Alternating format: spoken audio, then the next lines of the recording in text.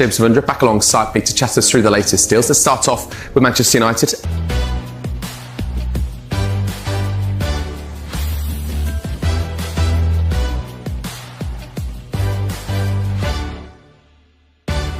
Outgoing, James. Yes, Andre Onana is going back to Trabzonspor. Manchester United have confirmed that in the last few minutes. He's going on another loan spell. He enjoyed a really successful loan spell last year in Turkey at Trabzonspor. They finished third. They won the Turkish Cup as well. Onana played 40 times for the club, and there were no conversations, despite the fact he impressed in Turkey, about him coming back in pre-season and competing with Sinan Lomans, who is now the outstanding #1 choice for United in terms of goalkeepers. So Onana has been arranged very early in this transfer window, will return to Turkey for another season, and when he returns after that, there'll be 1 year left in his contract. So it looks like United have found the best solution in this transfer window. Though, of course, long term, they'd like to get some money for him next summer if they can, before he leaves as a free agent in 2 years' time. Yeah.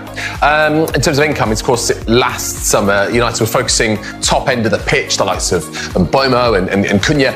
But the focus seems to really be on midfield this summer round. So who are the options they're looking at, James? That is the priority for Manchester United in this transfer window, a midfielder. They're already going to get one in the form of Ederson from Atalanta. That will be confirmed as soon as Brazil go out of the World Cup. Aurelian Tchouameni, Alex Scott. All win it. They could play England next Saturday evening at 10 o'clock, so let's wait and see. We may get a good glimpse of him there. Yeah. But in terms of those midfield options, Alex Scott, one of the ones top of the list. Aurelian Tchouameni as well at Real Madrid. Those are two of the top targets when it comes to midfield. In terms of other options, Felix Metscher, Ayoud Bouardi, Sander Berge and Eduardo Camavinga, who's a teammate of Tchouameni at Real Madrid. Two of the options they're looking at there. I guess the issue around the Real Madrid midfielders is the fact that Real Madrid are looking to revamp their midfield in this transfer window. They're looking to sign one more midfielder. There's a feeling if they do bring one in, then maybe one midfielder will be allowed to leave. You think that may be Camavinga. So I think Tchouameni will be a very difficult player to get out of Real Madrid. Same being said about Alex Scott as well. Bournemouth don't want to sell him in this transfer window. If there was to be a race to sign him, you'd think Manchester United and Arsenal would be the front runners. Bournemouth want him to sign a new contract. We know how impressed Thomas Tuchel's been with him. He played for England during those warm-up matches earlier on before the World Cup, and they've got European football to look forward to this season as well. They want to keep him. Those two deals look very difficult for Manchester United to do. We know they definitely want to sign another midfielder alongside Ederson. I guess the old cliche at this time of year, especially around relegated clubs, they're willing to do business on the cheap for their best players. West Ham keen to avoid that, though, and we know that there's plenty of players there of interest. So what can you tell us, especially around these two? I think we need to give West Ham plenty of credit for getting £85 million from Mateus Fernandes. A brilliant start to the transfer window for them in terms of recouping some money. Here are two players who are likely to be top of the agenda. Manchester United see Somerville as one of the top left-wing options.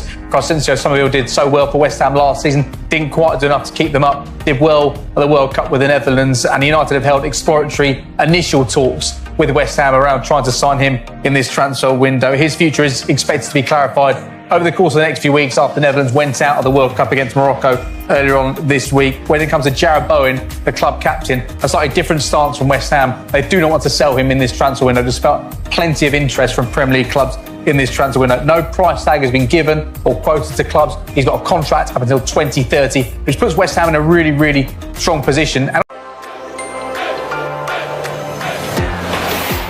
1st of July, Good Morning Transfers, brand new show on Sky Sports News. Yeah, make sure you put it in your diary. It's already been a busy summer, but really is time to get down to business. Yeah, this has the potential to be the biggest, the best and the most expensive transfer window we have ever seen. Good Morning Transfers is going to be the best way to start your day, and if Spurs ever sign a player, it'll probably make you spit your cornflakes out. Zaha, will he stay or will he go? We will let you know, but I promise you something, Spurs are going to spend big.